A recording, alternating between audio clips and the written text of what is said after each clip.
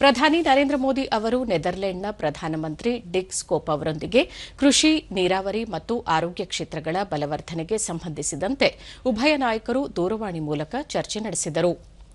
ಉಭಯ ದೇಶಗಳ ನಡುವೆ ಇರುವ ಕೃಷಿ, ನೀರಾವರಿ, ಆರೋಗ್ಯ ಕ್ಷೇತ್ರಗಳಲ್ಲಿನ ಪರಸ್ಪರ ಸಹಕಾರವನ್ನು ಮತ್ತಷ್ಟು ಬಲಪಡಿಸುವ ನಿಟ್ಟಿನಲ್ಲಿ ಉಭಯ ನಾಯಕರು ಚರ್ಚಿಸಿದ್ದು, ಭಾರತ ಮತ್ತು ನೆದರ್ಲೆಂಡ್ ನಡುವಿನ ವಿಶ್ವಾಸಾರ್ಹ ಮತ್ತು ಮೌಲ್ಯಯುತ ಪಾಲುದಾರಿಕೆಯನ್ನು ಪ್ರತಿಪಾದಿಸಿದರು. ದ್ವಿಪಕ್ಷೀಯ ಪಾಲುದಾರಿಕೆಯಲ್ಲಿ ರಕ್ಷಣೆ, ಭದ್ರತೆ, ಇಂಧನ, ವ್ಯಾಪಾರ, ನಾವೀನ್ಯತೆ ಇನ್ನಿತರ ಕ್ಷೇತ್ರಗಳಲ್ಲಿ ಹೊಸ ಕಾರ್ಯತಂತ್ರದ ಆಯಾಮಗಳನ್ನು ಸೃಷ್ಟಿಸುವ ಸಂಬಂಧ ಉಭಯ ದೇಶಗಳ ಪ್ರಧಾನಿಗಳು ಸಮ್ಮತಿಸಿದರು. ಶಿಕ್ಷಣ ಮತ್ತು ಸಂಸ್ಕೃತಿ ಕ್ಷೇತ್ರದಲ್ಲಿ ನಿಕಟ ಬಾಂಧವ್ಯವನ್ನು ವೃದ್ಧಿಸಲು ಚರ್ಚೆಯ ವೇಳೆ ಒತ್ತು ನೀಡಿದರು. ಉಭಯ ನಾಯಕರು ಪ್ರಾದೇಶಿಕ ಹಾಗೂ ಜಾಗತಿಕ ಬೆಳವಣಿಗೆಗಳ ಕುರಿತಂತೆ ವಿಚಾರ ವಿನಿಮಯ ನಡೆಸಿದರಲ್ಲದೆ ಶಾಂತಿ, ಭದ್ರತೆ ಹಾಗೂ ಸಹಕಾರ ಉತ್ತೇಜನ ಕುರಿತಂತೆ ತಮ್ಮ ಬದ್ಧತೆಯನ್ನು ಪುನರುಚ್ಚರಿಸಿದರು.